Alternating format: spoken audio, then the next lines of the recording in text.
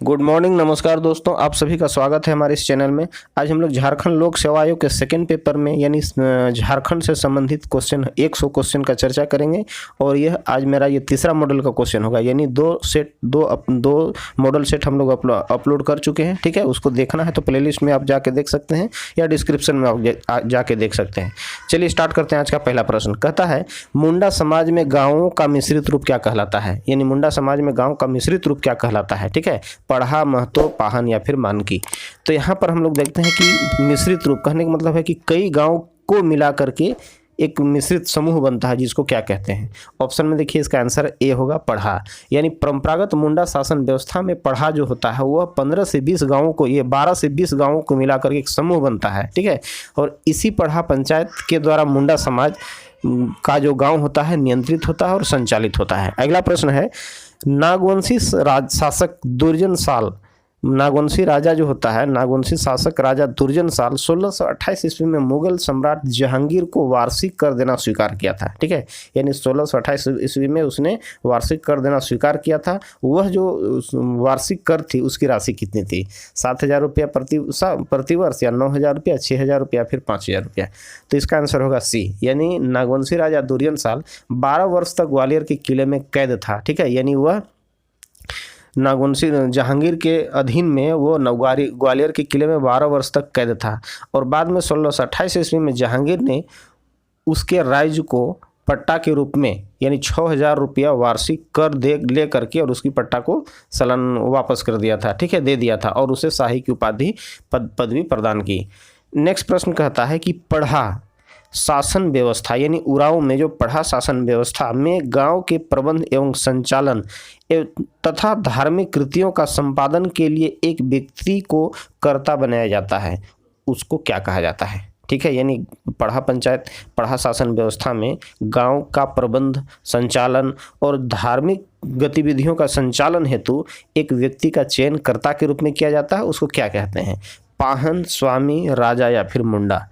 तो इसका answer A होगा, पाहन। यानी पढ़ा उरांव शासन व्यवस्था में गांव के प्रबंधन, संचालन तथा धार्मिक कृतियों का संपादन के लिए एक व्यक्ति को कर्ता बनाया जाता है, उसे पाहन कहा जाता है। पाहन जिस खूंट यानी जिस कुल का होता है उसको क्या कहा जाता है? पाहन खूंट कहा जाता है। चौथा प्रश्न है, मांझी शासन व्यवस्था के कुछ क्षेत्रों में सभी परगणितों के ऊपर होता है। यानी मांझी शासन व्यवस्था में कुछ क्षेत्र होता है जिसमें सभी परगणित होते हैं, उसके ऊपर में होता है। यानी क्या होता है? कुड़ाम नायके, लासेर टांगे, या दिसोम परगना, या फिर परगणित। तो इसका आंसर सी होगा, दिसोम परगना, है ना। यानी मांझी संथाल शासन व्यवस्था में के कुछ क्षेत्रों में सभी परगणितों के ऊपर दिसोम परगना होता है, यानी सबसे ऊपर जो होता है दिसोम परगना होता है। ठीक है, जब कोई मामला परगणितों में या फिर गांवों में निपटारा नहीं हो पाता है तो ऐसे मामलों को दिसोम परगना की सभा में निपटारा किया जाता है, और उसका जो निपटारा किया गया या उसका दिया गया डिसीजन सबको मान्य होता है। अगला प्रश्न कहता है कि मुंडा मानकी शासन व्यवस्था जो हो से है, मुंडा मानकी शासन व्यवस्था में पिंडों की कुल संख्या कितनी होती है? यानी पिंड होती है, उसकी कुल संख्या कितनी होती है? 6, 16, 26 या फिर 36 यानी 36। तो यहाँ इसका सही आंसर होगा सी, यानी 26 होता है।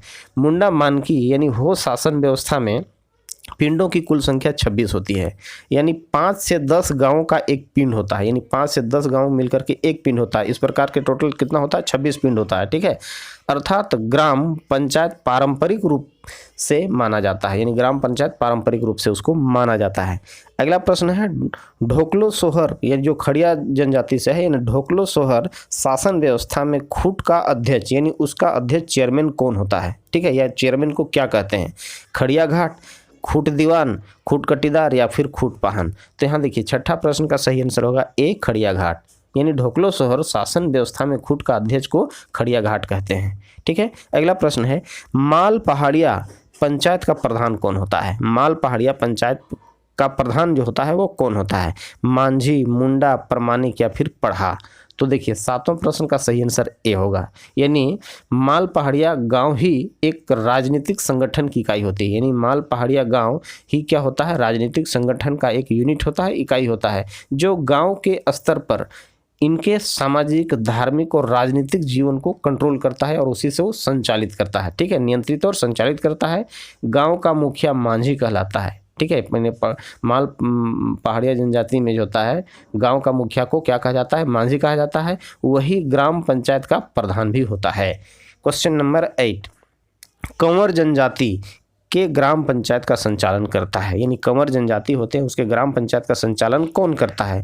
गोड़ाइत करता है, राजा करता है, मांझी करता है, या फिर प्रधान या पटेल करता है। ठीक है, तो देखिए 8वां प्रश्न का सही आंसर यहाँ होगा डी, प्रधान या पटेल।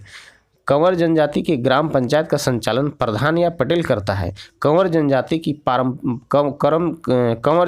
की परंपरागत जाति पंचायत का मुखिया सयाना कहलाता है। याद रखना है कि कंवर जनजाति जो होते हैं उसके परंपरागत जाति का पंचायत के मुखिया को सयाना कहा जाता है। सयाना जातीय पंचायत के मामलों का निपटारा करता है, यानी जातीय पंचायत जो होती है उसमें जो भी मामला आता है उसका निपटारा करता है। नेक्स्ट प्रश्न है, सदान झारखंड की कौन सी जाति है? यानी झारखंड में जो सदान पाए जाते हैं वो कौन जाति हैं? गैर जनजाति हैं, परंपरागत जनजाति हैं, आदिवासी हैं या फिर दीकू हैं? तो देखिए इसका आंसर होगा गैर जनजाति, यानी झारखंड राज्य में सामान्यतः गैर जनजातियों को सदान कहा जाता है, किंतु ऐसा नहीं है, सभी गैर जनजाति सदान नहीं है। वास्तव में सदान झारखंड के मूल गैर जनजाति लोग हैं जो वर्षों से यहाँ रह रहे हैं। ठीक है, आगे आते हैं नेक्स्ट प्रश्न में 10वां में, झारखंड में कितनी जनजातियाँ प्रमुख जनजाति की श्रेणी में आता है? यानी झारखंड की कितनी जनजाति है जो प्रमुख जनजाति की श्रेणी में आता है? 32, 24, 23 या फिर 20? तो देखिए ये प्रश्न में कंफ्यूज नहीं करना है। ठीक है, यहाँ पर 32 लेके कंफ्यूज नहीं करना है, यहाँ इसका आंसर होगा बी 24। कहने का मतलब है कि यहाँ आदिम जनजाति को कम करके हमारे यहाँ आदिम जनजाति 8 है और 24 यहाँ है। ठीक है, तो 8 और 24 32 होगा। तो यहाँ कह रहा है कि कितने जनजाति जो प्रमुख जनजाति होता है वो 24 होगा, यानी आदिम जनजाति को छोड़ करके 20 का सही आंसर होगा। ठीक है, अभी हम लोग जान भी लेना है कि आदिम जनजाति कौन कौन है। तो याद रखना है कि देखिए बिरहोर, कोरवा, असुर, परिया, बिरजिया, सौरिया पहाड़िया, माल पहाड़िया और सवर है को ये आदिम जनजाति की श्रेणी में रखा है। इसको याद करने की एक अच्छा ट्रिक आप देख लीजिए यहाँ पर, है ना। आदिम जनजाति का ट्रिक है बीको आप बी 100 मास, बीको आप बी 100 मास। देखो बी से बिरहोर, को से हो गया आपका कोरवा, आ से हो गया असुर और प से हो गया यहाँ परिया और बी से हो गया यहाँ बिरजिया, 100 से सौरिया पहाड़िया और माँ से हो गया यहाँ माल पहाड़िया और स से हो गया यहाँ पर आपका लास्ट में सबर जनजाति है। बहुत इंपॉर्टेंट है, इसको याद करिए। आदि पूछ देगा कि क्वेश्चन इसी से बना देगा कि आदिम जनजाति कितने हैं और कौन कौन है। नाम यदि दिया रहेगा कि इनमें से कौन आदिम जनजाति नहीं है, ठीक है, तो आपको ये कम से कम आदिम जनजाति 8 हुआ आपको याद रख लेना है। ठीक है, नेक्स्ट प्रश्न चलते हैं 11 नंबर में। कहता है कि तिलका मांझी को किस उपनाम से जाना जाता है ना। तिलका मांझी को किस उपनाम से जाना जाता है? जबरा पहाड़िया, गुरुजी, संथाल राजा या इनमें से कोई नहीं? एकदम आसान प्रश्न है, जबरा पहाड़िया इसका आंसर होगा ए। ठीक है, यानी तिलका मांझी को जबरा पहाड़िया के उपनाम से जाना जाता है। इनका जन्म 11 फरवरी 1850 ईस्वी को तिलकपुर, यानी भागलपुर के गाँव होता है तिलकपुर, वहाँ पर हुआ था। नेक्स्ट प्रश्न है स्वतंत्रता सेनानी राम नारायण सिंह का जन्म कब हुआ था? इंपॉर्टेंट क्वेश्चन है। 3 जून 1887 ईस्वी को, 15 जुलाई 1884 ईस्वी को या फिर 19 दिसंबर 1885 को या फिर इनमें से कोई नहीं? तो देखिए इसका आंसर यहाँ होगा सी, यानी स्वतंत्रता सेनानी राम नारायण सिंह का जन्म 19 दिसंबर 1885 ईस्वी को चतरा जिला के हंटरगंज तेतरिया नामक गांव में हुआ था। याद रखना है, चतरा जिला के हंटरगंज तेतरिया नामक गांव में हुआ था। इनके पिता भोली सिंह जमींदार के कारिंदा थे, यानी इनके पिताजी भोली सिंह जो थे जमींदार के कारिंदा थे। अगला प्रश्न कहता है कि जयपाल सिंह का जन्म कब हुआ था? है ना, जयपाल सिंह जिनको मरांग गोमके भी कहा जाता है, इनका जन्म जो हुआ था कब हुआ था? ऑप्शन देखिए 3 जनवरी 1903 या फिर 15 जुलाई 1890, 19 दिसंबर 1910 या फिर हो गया 5 जुलाई 1900। तो देखिए इसका सही आंसर होगा यहाँ पर जो होगा जयपाल सिंह का जन्म जो हुआ था 3 जनवरी 1903 ईस्वी को, ए इसका सही आंसर है। ठीक है, इनका जन्म जो होता है 3 जनवरी 1903 ईस्वी को खूंटी जिला के टकरा नामक गांव में हुआ था। इनकी माता का नाम याद रखेंगे राधामणि तथा पिता का नाम अमरूपाहन था। इनकी मृत्यु 20 मार्च 1970 ईस्वी को हो गया। अगला प्रश्न कहता है कि झारखंड को पृथक राज्य बनाने की अनुशंसा किसने की थी। यानी झारखंड को पृथक राज्य बनाने की अनुशंसा किसने की थी। याद रखना है, Simon commission, Christian student organisation या छोटा नागपुर उन्नति समाज या उपरोक्त में से सभी। तो कंफ्यूज इस क्वेश्चन में फिर होना नहीं है, इसका आंसर ए होगा। ध्यान रखेंगे यहाँ पर 1928 ईस्वी में साइमन कमीशन जब भारत आया तो झारखंड क्षेत्र से एक मांग पत्र ज्ञापन उसके पास पहुंचा। यानी ज्ञापन के आधार पर झारखंड को पृथक राज्य बनाने की अनुशंसा कर दी थी। यानी जब भी उनके पास मांग पत्र रखा गया छोटनागपुर उन्नति समाज के द्वारा तो उसको उन्होंने अनुशंसा कर दिया, परंतु ब्रिटिश शासकों ने इस पर कोई ध्यान नहीं दिया और न कोई विचार किया, जिसके कारण झारखंड अलग राज्य नहीं हो पाया। ठीक है, अगला प्रश्न है जे बार्थोलमन ने किस पार्टी का गठन किया। जे बार्थोलोमन ने किस पार्टी का गठन किया। क्रिश्चियन स्टूडेंट ऑर्गेनाइजेशन या छोटा नागपुर उन्नति समाज, ईसाई छात्र संगठन या इनमें से कोई नहीं। इंपॉर्टेंट क्वेश्चन है, इसका आंसर ए होगा। यानी जे बार्थोलोमन ने 1912 ईस्वी में क्रिश्चियन स्टूडेंट ऑर्गेनाइजेशन की स्थापना की।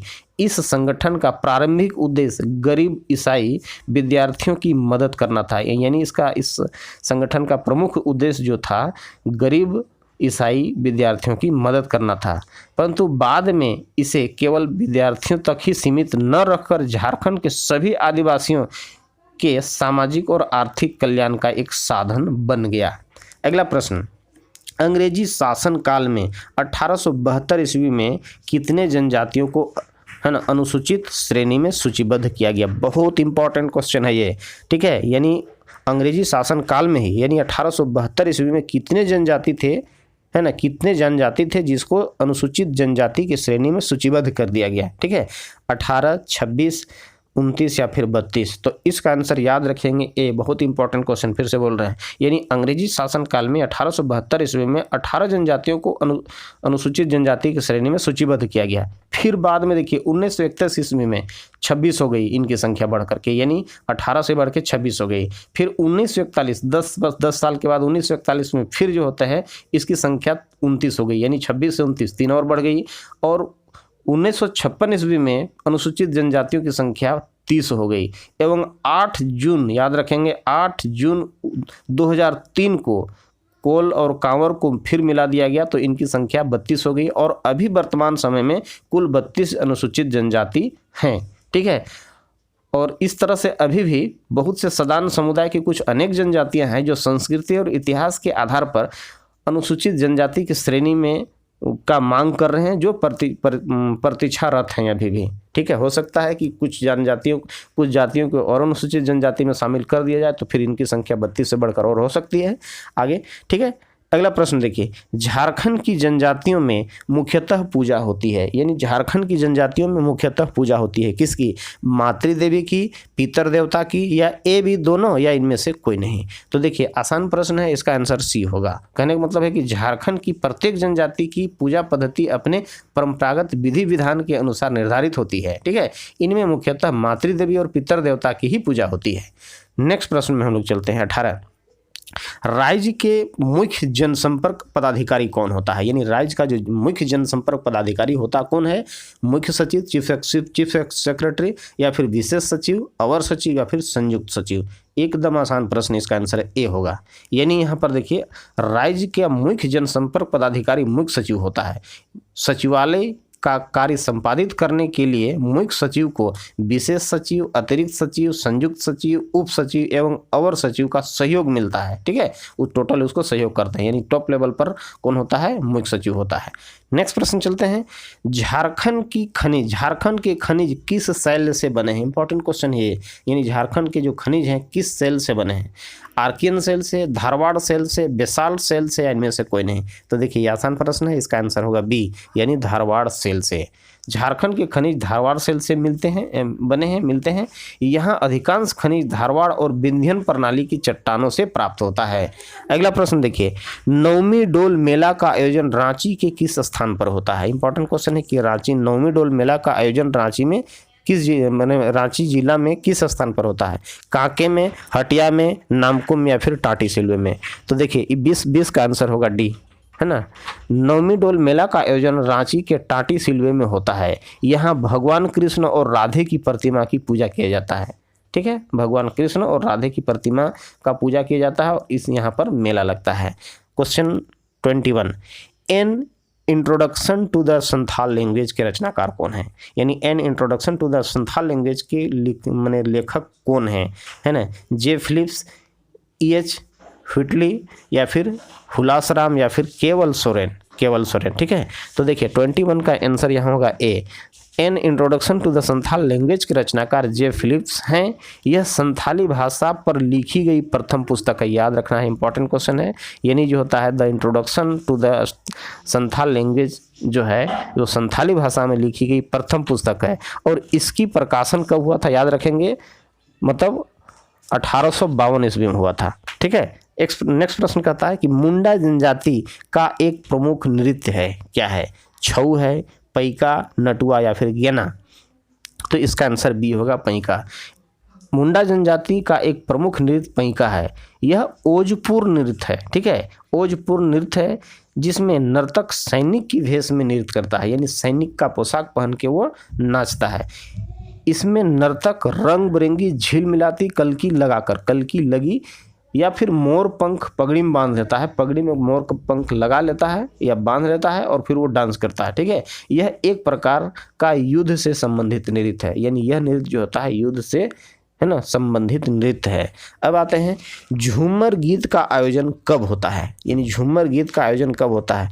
तीज, कर्मा, जितिया, सरहुल या फिर ए और बी दोनों में होता है। ठीक है, यानी तो यहाँ इसका आंसर, सही आंसर जो होगा यहाँ ए। यानी झूमर गीत का आयोजन तीज, कर्मा, जितिया, सोहराई आदि त्योहारों में विशेष रूप से गाया जाता है, मनाया जाता है, उसी से संबंधित है। ठीक है, नेक्स्ट प्रश्न चलते हैं। चरक खुर्द जलकुंड किस जिला में अवस्थित है? यानी चरक खुर्द जलकुंड जो है वह किस जिला में स्थित है? दुमका, धनबाद, लातेहार या फिर हजारीबाग। तो देखिए इसका आंसर यहाँ होगा बी, यानी चरक खुर्द जलकुंड जो होता है धनबाद जिला में स्थित है। यह टुंडी से 10 किलोमीटर की दूरी पर जो होता है एक चरक खुर्द गाँव है और वहीं यह स्थित है। अगला प्रश्न चलते हैं 25 में। असुर जनजाति को किस श्रेणी में रखा जाता है? ठीक है, इंपॉर्टेंट क्वेश्चन है, कई बार पूछा गया है क्वेश्चन। प्रोटो ऑस्ट्रेलियाड, ऑस्ट्रेलियाड या फिर ए और बी दोनों या इनमें से कोई नहीं। तो इसका आंसर होगा ए, यानी असुर जनजाति को यहाँ प्रोटो ऑस्ट्रेलियाड समूह में रखा गया है। ठीक है, शारीरिक लक्षणों में ये मुंडा, संथाल, हो, बिरहोर आदि से मिलते जुलते हैं। इनका रंग गहरा सांवला से लेकर के, है ना, गहरा सांवला से काला होता है। इनके बाल काले होते हैं और कद छोटा से मध्यम तक होता है। अगला प्रश्न चलते हैं। मुल्क एवं मजहब नामक जो होता है एक नाटक है, उसके लेखक कौन है? यानी मुल्क एवं मजहब नामक नाटक के लेखक कौन है? सिद्धनाथ कुमार, राधा कृष्ण, बाल मुकुंद पैनाली या फिर अशोक कुमार। ठीक है, तो इसका आंसर होगा यहाँ डी, अशोक कुमार। इसका आंसर होगा सी, मुल्क एवं मजहब नामक नाटक के लेखक यहाँ होंगे बाल मुकुंद पैनाली। ठीक है, इनका प्रकाशन 1883 ईस्वी में हुआ था। नेक्स्ट प्रश्न चलते हैं। झारखंड के आरंभिक कवियों में सम्मिलित हैं, यानी झारखंड के आरंभिक कवियों में कौन सम्मिलित है ना? वैद्यनाथ पोदार, चिरंजी लाल शर्मा या फिर रोविची। ठीक है, तो यहाँ 27 प्रश्न का सही आंसर होगा डी, यानी वैद्यनाथ पोदार जो है झारखंड के प्रथम पीढ़ी के कहानीकार माने जाते हैं। चिरंजी लाल शर्मा हास्य प्रधान कवि हैं, है ना, हास्य प्रधान कवि हैं, बड़े अच्छे डायलॉग मारते थे ये। ठीक है, नेक्स्ट चलते हैं क्वेश्चन 28 में मारते हैं। नेक्स्ट क्वेश्चन है, झारखंड के हिंदी साहित्य का प्रथम उपन्यास किसे माना जाता है? बहुत इंपॉर्टेंट क्वेश्चन है ये, है ना। झारखंड के हिंदी साहित्य का प्रथम उपन्यास किसे माना जाता है? राजपूतानी शान, ग्रह का फेर या फिर लेमन चूस या फिर मरुपथ। ठीक है, तो 28 प्रश्न का आंसर होगा ए, यानी रामचीत सिंह बल्लभ के उपन्यास जो होता है राजपूतानी शान को झारखंड के हिंदी साहित्य का प्रथम उपन्यास माना जाता है। इसका प्रकाशन 1926 में हुआ था। अगला प्रश्न चलते हैं। झारखंड के हिंदी साहित्य का पहला नाटक किस वर्ष लिखा गया? यानी झारखंड में हिंदी साहित्य का पहला नाटक, यानी ऊपर वाला क्वेश्चन था पहला, प्रथम उपन्यास, अब यहाँ पूछ रहा है कि प्रथम नाटक किस वर्ष लिखा गया? 1912 ईस्वी में, 1913 ईस्वी में, 1914 ईस्वी में या फिर 1915 ईस्वी में। तो देखिए इसका आंसर होगा बी, यानी अनंत सहाय अखौरी का नाटक ग्रह का फेर झारखंड की हिंदी साहित्य का पहला नाटक माना जाता है। ठीक है, याद रखना है, अनंत सहाय अखौरी का नाटक ग्रह का फेर को झारखंड में हिंदी साहित्य का पहला नाटक माना जाता है। इसका प्रकाशन 1913 ईस्वी में हुआ। अगला प्रश्न है 30 में, किस कहानीकार ने सोमदेव उपनाम से कविताएं लिखी हैं? यानी कौन सा कहानीकार है जो सोमदेव नामक उपनाम से कविताएं लिखी है? वैद्यनाथ पोद्दार, चिरंजीव लाल शर्मा, है ना, रावीची या फिर राधा कृष्ण? तो इसका आंसर होगा डी, राधा कृष्ण, है ना। राधा कृष्ण नामक कहानीकार ने सोमदेव उपनाम से कविताएं लिखी है। राधा कृष्ण झारखंड की द्वितीय पीढ़ी के कहानीकार माने जाते हैं। अगला प्रश्न है 31, निम्न में से किस मिशन ने 7 जुलाई 1944 ईस्वी को रांची में संत जेवियर कॉलेज की स्थापना की? याद रखना है, कौन सा मिशन था जो 7 जुलाई 1944 ईस्वी को रांची में संत जेवियर कॉलेज की स्थापना किया? Dublin university mission, Gossner mission या फिर रोमन कैथोलिक मिशन या इनमें से कोई नहीं? तो इंपॉर्टेंट क्वेश्चन है, इसका आंसर सी होगा। ठीक है, यानी रोमन कैथोलिक मिशन के द्वारा 7 जुलाई 1944 ईस्वी को झारखंड के रांची में संत जेवियर कॉलेज की स्थापना की गई। 32, कोल्हान विश्वविद्यालय कहाँ अवस्थित है? चलिए देखिए, इंपॉर्टेंट क्वेश्चन है, कोल्हान विश्वविद्यालय कहाँ अवस्थित है? जमशेदपुर, चाईबासा, चक्रधरपुर या फिर घाटशिला?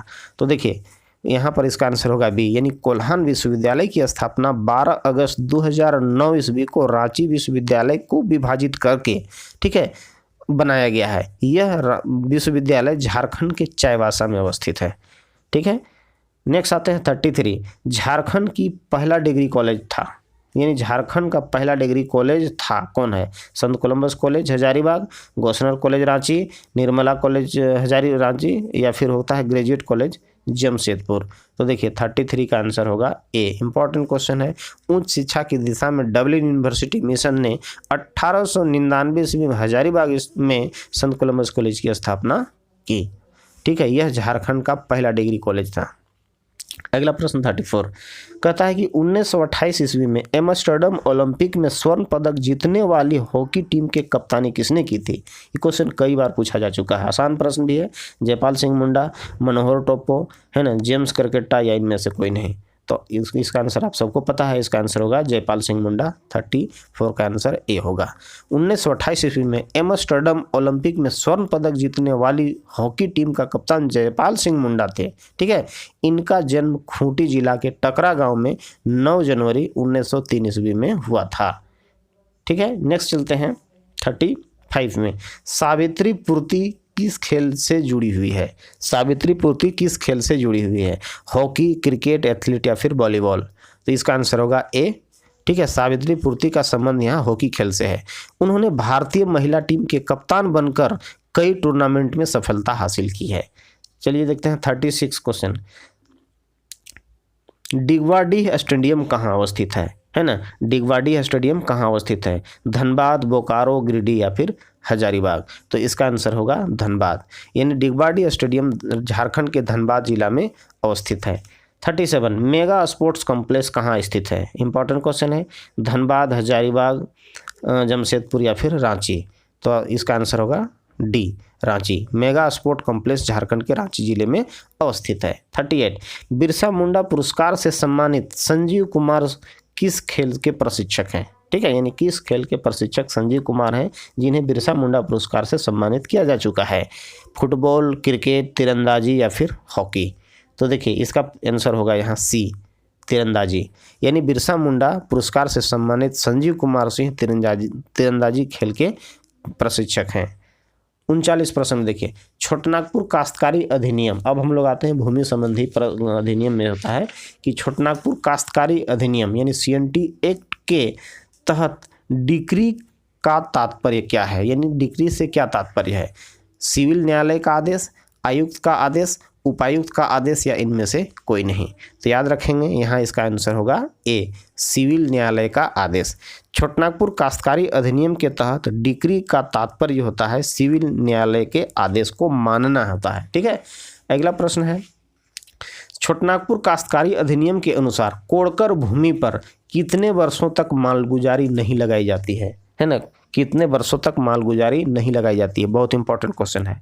देखिए 4 साल, 5 वर्ष, 7 वर्ष या फिर 12 वर्ष। तो इसका आंसर होगा ए, यानी सीएनटी एक्ट के अनुसार कोड़कर भूमि पर 4 वर्ष तक मालगुजारी नहीं लगाई जाती है।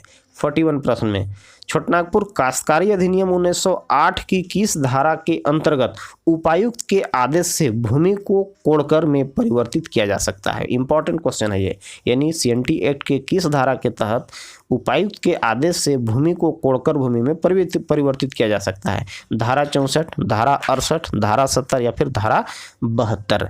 तो इसका आंसर होगा ए, धारा 64। यानी सीएनटी एक्ट 1908 की धारा 64 के अंतर्गत किसी गांव के कृषक या भूमिहीन श्रमिक को उपायुक्त की आज्ञा से भूमि को कोड़कर में परिवर्तित करने का अधिकार है। ठीक है, नेक्स्ट प्रश्न।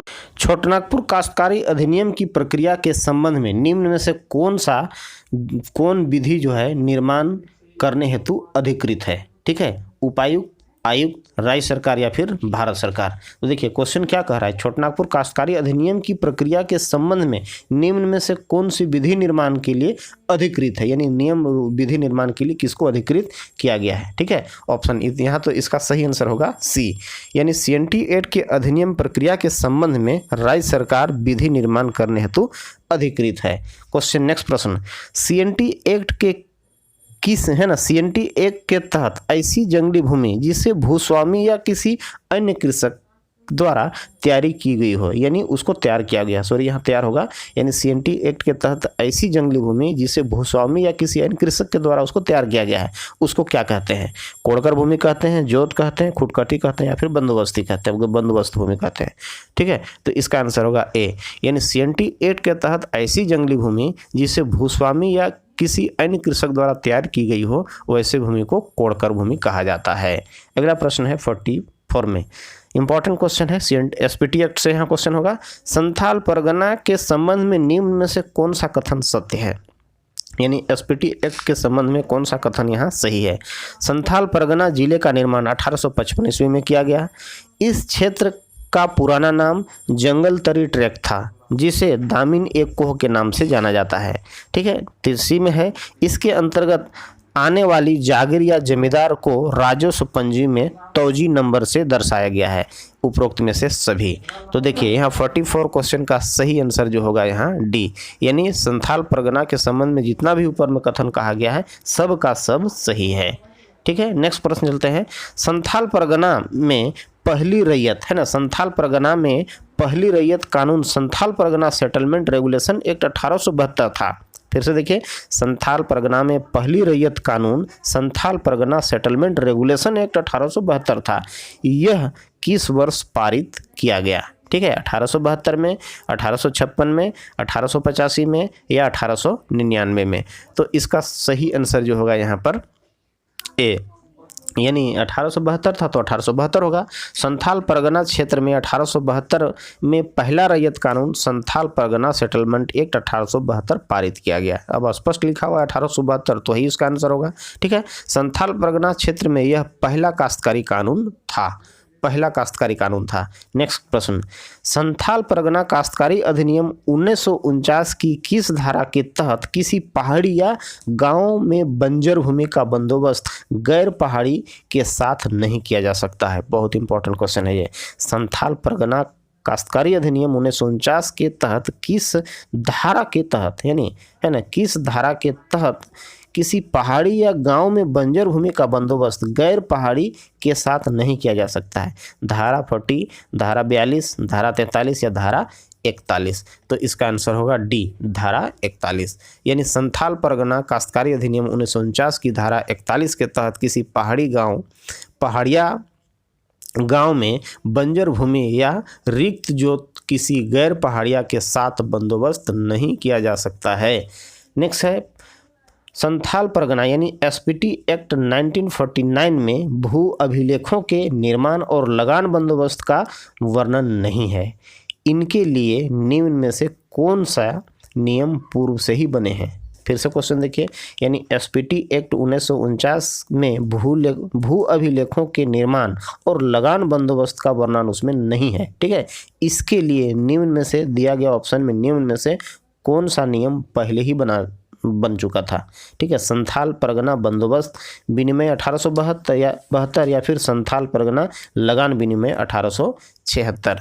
तो क्वेश्चन सी का यहाँ इसका आंसर होगा सी, यानी एसपीटी एक्ट 1949 में भू अभिलेखों के निर्माण कैसे किया जाए, लगान बंदोबस्त है ना का वर्णन इसमें नहीं है। इसके लिए निम्नलिखित में से पहले ही पूर्व में ही नियम बना जा चुका था। इसमें कौन कौन नियम था आप देख सकते हैं, संथाल परगना बंदोबस्त विनिमय 1872, संथाल परगना लगान विनिमय 1876। ऑप्शन सी इसका सही आंसर है। नेक्स्ट प्रश्न है 48 में, पेशा कानून का उद्देश्य निम्न में से किसे सशक्त करना है? यानी पेशा कानून का उद्देश्य जो होता है दिए गए ऑप्शन में किसको सशक्त करना था? ग्राम पंचायत को, नगर पंचायत को, ग्राम सभा को या फिर जिला परिषद को? तो आसान प्रश्न है, इसका आंसर सी होगा, यानी पेशा कानून का उद्देश्य ग्राम सभा को सशक्त करना था।